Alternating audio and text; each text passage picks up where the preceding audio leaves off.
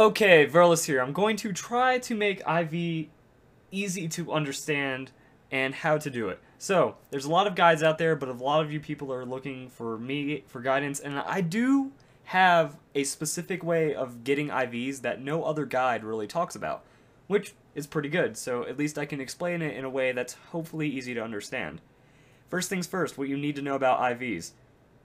Parents, the two parent Pokemon, they will randomly give 3 IVs between them to put down into the child. So you do want to start off with strong IV parents, or else you're just going to be stuck in a breeding cycle of just poor Pokemon.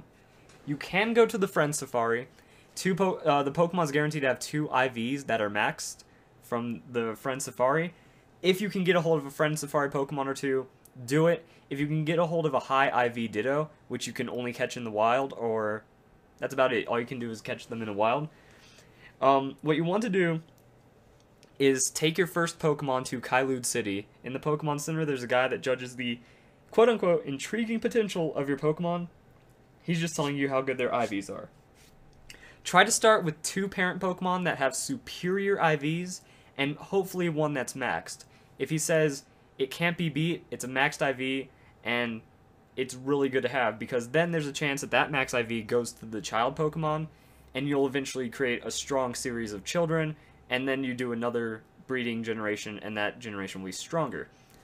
So, catch a lot of the Pokemon that you want to start breeding first, and hopefully they'll get some good IVs. You might even start with a Pokemon that has incredible IVs, because the tier is good, above average, superior, and outstanding.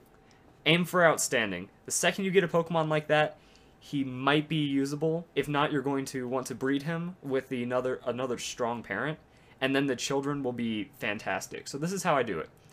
Using kind of that knowledge, I'll try to get 2 Pokemon that are strong, and I'll breed just 5 eggs. I'll take 5 eggs from the daycare man, hatch them all, take the 5 Pokemon to Kailude City, and figure out which ones are the strongest.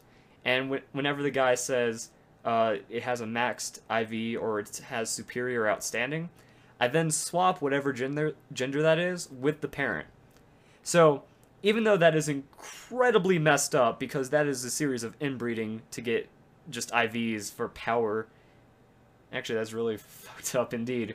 But the idea is I kind of take, and then I'll do another batch of 5, take them to Kailude. If there's a stronger one than one of the parents, breed it. And eventually, every generation of eggs / Pokemon gets higher IVs as long as the good ones keep getting passed down.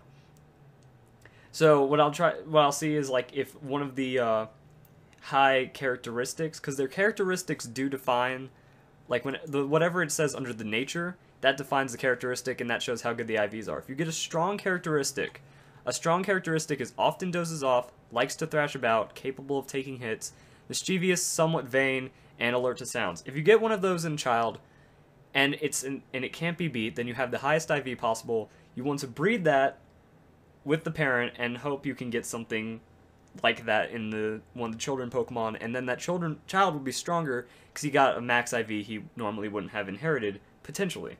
By breeding 5, you're making the odds pretty strong that you'll get a good setup going. Another thing you can do is you can use the EV training items, the bands, the power band, choice band, or not choice band, the power lens. Oh, it's the power items, not the band items. Power lens, power brace, power anklet, all those, they inherit the IV of the Pokemon you have it on, so that IV is automatically going to get passed down. So if you have something with a max IV, give them that power item, and then the child will get that IV, and then he'll become a really strong child, and you can keep cycle breeding like that. So I hope that clarifies things. That's about the best explanation I can give for IV training. Hopefully this is something different. It might give you an idea of how you can do it. I'm going to try to, like, have the image be a decent little guide to it. So if you like this video, tell all of your friends about it. Try to clarify, like, how IVs are.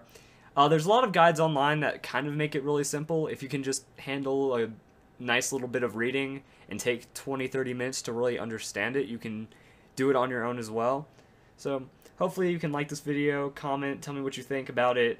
I might make another video if it's not as good and some people give me suggestions, but I feel like I gave a decent explanation. And most importantly, just have a nice day.